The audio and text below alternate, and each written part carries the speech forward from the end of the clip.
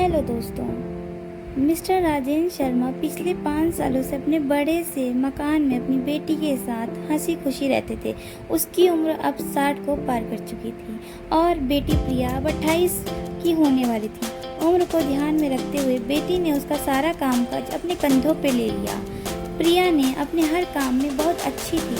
जितने अच्छे से वो अपने पापा और घर उनके कारोबार का ध्यान रखती थी, शायद ही कोई और रख पाता। अगर राजेंद्र प्रसाद जी को कोई बेटा होता तो वह नहीं कर पाता। ये इन बाप की रिश्तों का बहुत प्यार था। बिना बाप के प्रिया को नहीं चलता था, बिना प्रिया बाप के नहीं चलती थी। कभी कभी ऐसा लगता था जैसे राजेंद्र जी प्रिया के बाप को नहीं अपने बेटे हैं।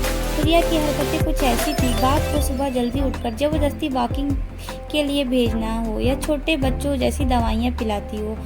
पापा की दवाइयाँ खिलाने की प्रिया को बर्ताव अपने बाबा के साथ बिल्कुल वैसे ही था जैसे किसी माँ को अपने बच्चे के साथ होता है। प्रिया के बाबा कुछ भी काम नहीं करते थे। जब जब प्रिया उन्हें दवाई खाने के लिए देती, आधी दवाई खाते, आधी के लिए प्रिया की नज़रों से बचा के फेंक देते। उनके सामने खड़ी होकर सारी दवाइयाँ जबरदस्ती खिलाती। रात को प्रिया सोने के बाद चुपके से किचन में जाकर फ्रिज से मिठाई चुरा कर खाना अपने बाबा की ऐसी शरारतों से प्रिया पकड़ लेती थी। पकड़े जाने पर बाबा पानी पीने का बहाना करते, लेकिन प्रिया उनको समझाती कि मिठाई आपके लिए हानिकारक है।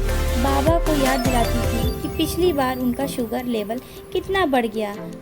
अपने ही घर में मैं अब मिठाई खा नहीं सकता, बड़बड़ाते हुए नाराज होकर एक्टिंग करते हुए बाबा किचन में चले जाते हैं।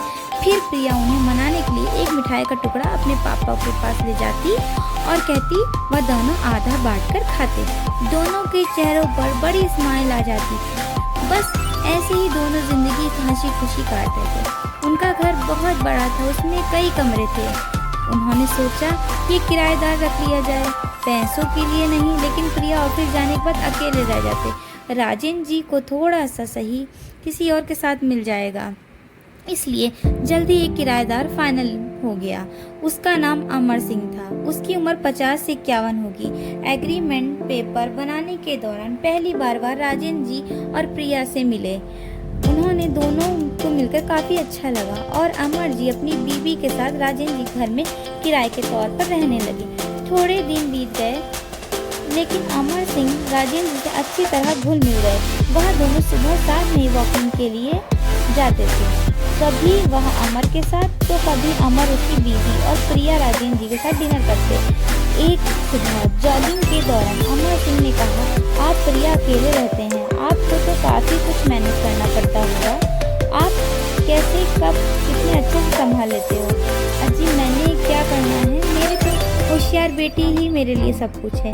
प्रिया इन सब अच्छे से संभाल लेती है, मुझे किसी बात की कोई चिंता ही नहीं। राजेंद्र जी मुस्कुराते हुए कहा, हाँ वह तो ठीक है, लेकिन जब प्रिया ससुराल चली जाएगी तब आपके लिए यह सब मैनेज करना बहुत मुश्किल हो जाएगा। आपका कोई बेटा तो नहीं है और आप अकेले ही इतने बड़े घर में रहते हो। अमर सिंह ने अपना विचार बताते हुए कहा। राजेंद्र जी के चेहरे पे हाव भाव बदल गए। वह अमर को सिंह को कुछ कहना चाहते थे, लेकिन नहीं कह पाए। बात बदलने के लिए उनसे पूछा, खैर वो अब सब जानने दीजिए, आप कितने बच्चे हैं? अमर सिंह ने छाती चौड़ी करते हुए कहा, मेरे 2 बेटे हैं, दोनों ही लड़के हैं, वे दोनों ही अमेरिका में रहते हैं। राजेंद्र जी को लगा जैसे अमर सिंह उन्हें ताना मार रहे हों, लेकिन फिर भी उन्होंने कुछ नहीं कहा और वे जॉगिंग करते हुए घर लौट आए। कुछ दिन बीत गए। राजेंद्र जी अमर जी के सिंह अपने साथ खाना खाने के लिए बुलाया, क्योंकि अमर जी की पत्नी किसी काम में लगी हुई थी। प्रिया डाइनिंग टेबल पर बैठकर खाना खा रहे थे। पहला निवाला खाते ही अमर सिंह ने खाने को तारीफ करते हुए कहा, प्रिया बेटा तुमने खाना कितना ही बढ़िया बनाया है। राजेंद्र जी गर्व से महसूस करते हुए, हाँ मेरी बेटी खाना बहुत अच्छा बनाती है।